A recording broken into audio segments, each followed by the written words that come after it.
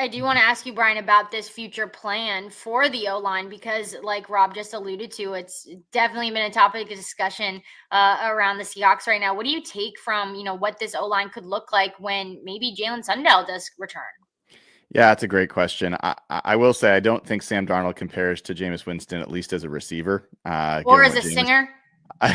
No, there's a lot of ways I'm glad he does not compare to Jameis Winston. But as far as the offensive line, look, I think just about everybody has written off Anthony Bradford, and I think that's fine. People can have whatever opinion they want.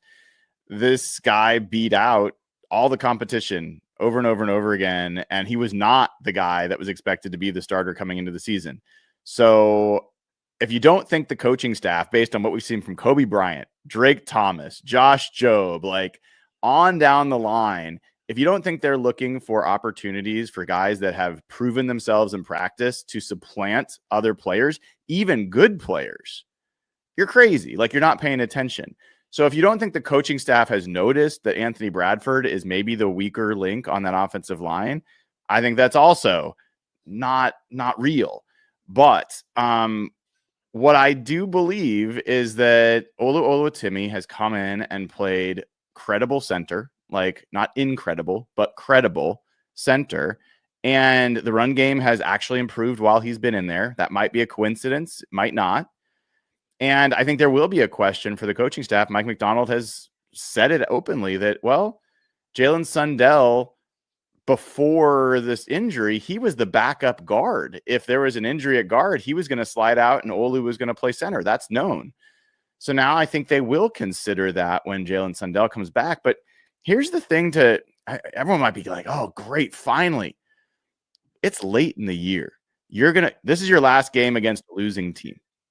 And so you're talking about taking an offensive line that has performed better than any Seahawks offensive line in the last 10 years. And you're going to start messing with who plays what position when you go into the toughest stretch of the season. I think that's like, they better be sure, because I have a feeling Jalen Sundell or Christian Haynes would not necessarily be better.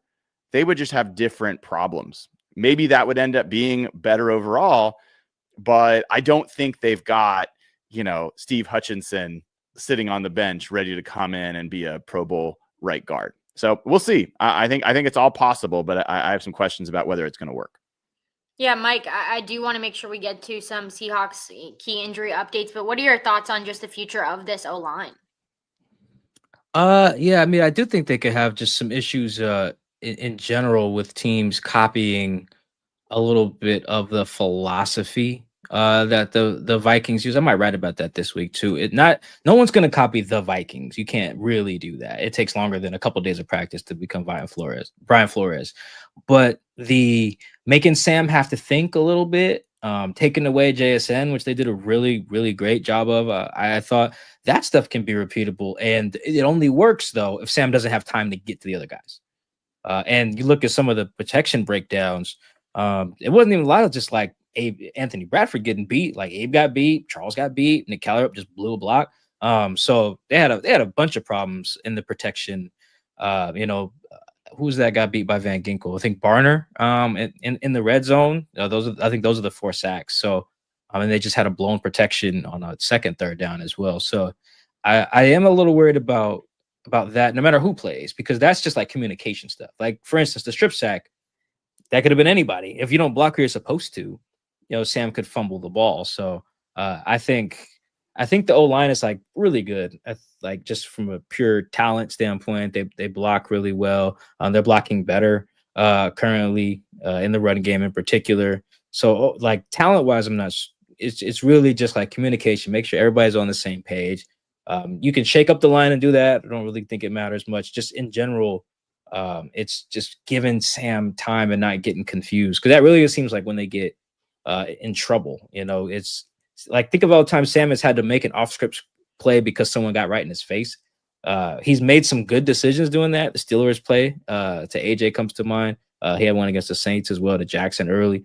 But it's now I'm sounding like Greg Olson. It is one of those things that you do play some better teams, and that Careful, that'll Rob's hurt you. gonna come at you through the That'll screen. hurt you. Because there's something to that. I think so. I don't know. I don't think replace Anthony Bradford if they do that, which I think they will make the big difference if just in general they're not on the same page with the protection stuff, and B, they don't do a better job of making someone other than JSN or getting explosive plays from someone other than Jax.